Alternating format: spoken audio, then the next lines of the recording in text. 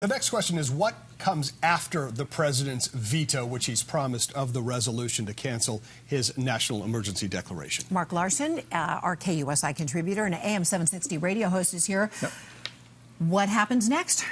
Well, there will be a veto. I mean, Trump's probably his most concise tweet ever. Veto, and then followed up by, I'm looking forward to vetoing. So it'll be his first veto, and there will be more to come. Presidents do that.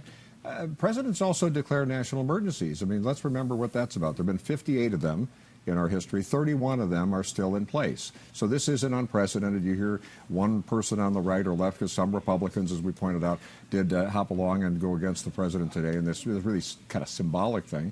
The bottom line is that they're not going to be able to override his veto. You need 2/3 in either house, in the House or Senate. It's not going to happen. Democrats passed this some time ago. Meanwhile, we have the border issues that Dan talked about there.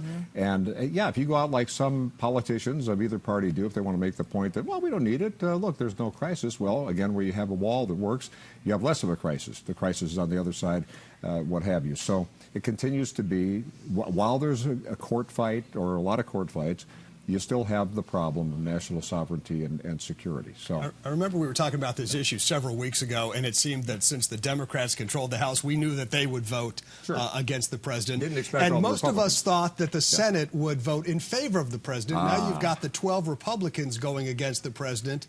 What does that say about those Republicans? Are they in any kind of jeopardy now? Yeah, and part of it is if they need Trump's help to get re-election next time around, because he'll still be strong with a lot of the country, maybe very strong, depending on what happens. It's not surprising some Republicans, I mean, Murkowski, Susan Collins, Mitt Romney, who hasn't been a big fan of Donald Trump. There's some really good people. Mike Lee, some good people involved in that. And many of them are focusing on this is not constitutionally the way it should be done. That is kind of weaponizing these policies. Well, that's a fine debate to have. So some of those Republicans are on that side. Others are going, I smell the 2020 election here right now. And what you're going to see is more people on the Republican side maybe taking a spine and putting the spine into a blind trust for a while, because it's easier to be kind of the anti-Trump. If you're from California, that's almost a given. So we'll see. Meanwhile, people who live along the border here, Arizona, Texas, where there are problems, there are crises, then they have a whole different view. So what do you foresee happening next? So the magic number is, what, 67?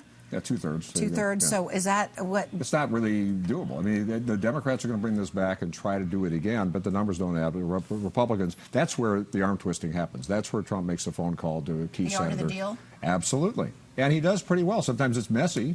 Can Congress do anything else once he's veto it and they don't have the 2/3 to override the veto? Is that essentially well, it? They can come in a bit. Well, because Congress appropriates. They do the money, they do the spending. Right. But presidents spend, the previous president found ways around. They say, well, this is military, taking military money for security. Maybe it's Army Corps of Engineers, what have you. You can make a pretty strong case that if you're going to build a dam to save a ferry shrimp somewhere, and you can take some of that money and put it toward securing the border, that's kind of has some military implications too. So you can make the case it's the same type of thing. But they're going to fight it every which way, and every day that goes closer to 2020, the more unusual it's going to be. So this won't be. And I think Trump's going to like the fact when he vetoes, it's like, wait a minute, they can't override it. Then we'll see what gets vetoed next. We'll see who's playing. One of the concerns is that what does this do as a precedent? If all of a sudden the president can basically tell Congress, I don't care what you're saying, I'm going to do it my way, and I'm going to control the purse strings that generally Congress Well, that is a constitutional issue, because then you've got to go back to constitutional conventions and everything else. So